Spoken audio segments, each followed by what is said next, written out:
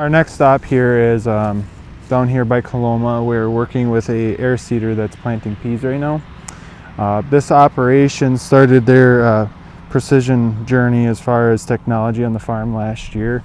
John Deere and Riesterer Schnell approached them about trying some stuff with John Deere technology in their corn harvesting crew, their sweet corn harvesting crew.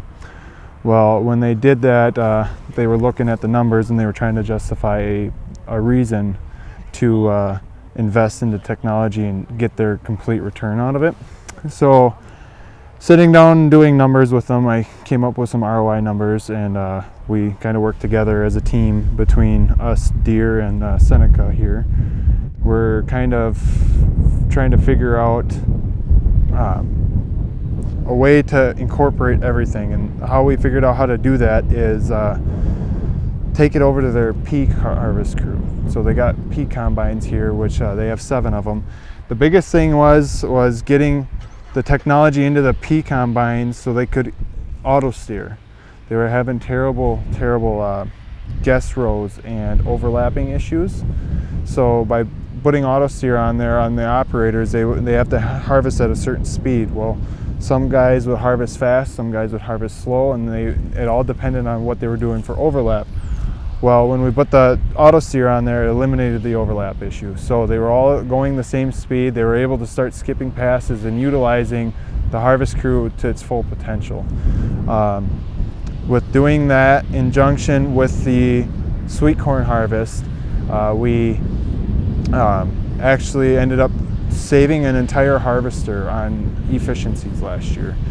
It's kind of a crazy number to come up with the cost of a harvester, but they either needed to gain a harvester or get more efficient with their crew. So by doing this, with making the technology jump that we did, it was a real big push from the management team at Seneca to make the push to use their technology more, be more efficient with it. So they started using JD Link on the tractors to figure out idle hours and idle time on the tractors. So we started looking at that and efficiencies all around. And we noticed that their idle hours were a little high, so we cut back on the idle hours. So it was all in all, with the technology investment, a really good investment for them to do, because it just didn't make their harvest more efficient. It's bringing everything over and making their entire operation efficient. With this, what they're doing here is they're actually drawing boundaries ahead of time and making headland boundaries so that the seeder is actually shutting on and off right at the headland. With this, they've always planted headlands last, and they've always done so much on overlap. It was almost an entire pass on the headlands was overlap. So I mean, you start looking at seed savings and fuel efficiencies, I mean, right there it starts adding up pretty quick.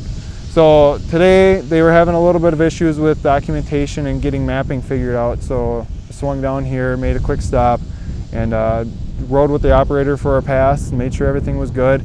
Rain's coming tomorrow, so they're kind of crunching to get there, but everything seems to be going good now. So.